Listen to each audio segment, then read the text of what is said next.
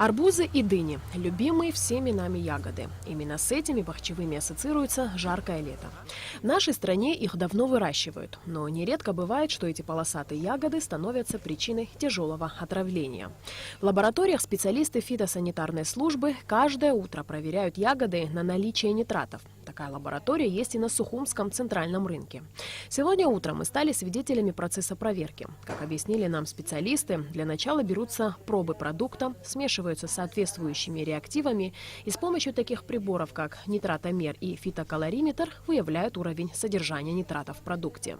Здесь только подготовка пробы арбуза. Я измельчила, чтобы взвесить и дальше сделать вытяжку, чтобы проверить нитрат. Вот этим реактивом мы выделяем нитраты и будем потом проверять на содержание нитратов. Вот содержание нитратов 6,5 мг на килограмм. В каждом районе нашей страны есть фитосанитарные лаборатории. Помимо этого, лаборанты с экспресс-приборами постоянно выезжают на места продаж.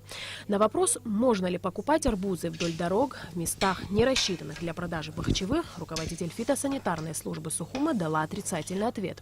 Ведь даже при нормальном содержании нитратов неправильное хранение может привести к негодности продукта. Вот это очень большая проблема. Во-первых, у трассы продавать арбузы нежелательно вообще. Почему?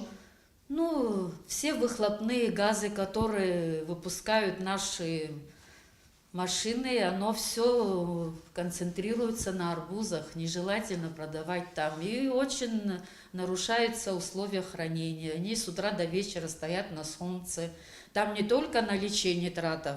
В процессе неправильного хранения может там поменяться все. Как можно отличить наш местный арбуз от привозного? Это очень сложно, потому что со всех сторон идут арбузы. Это практически документы никто не имеет. По словам специалистов, чем раньше арбузы и дыни появляются в продаже, тем больше вероятность содержания в них нитратов выше допустимого.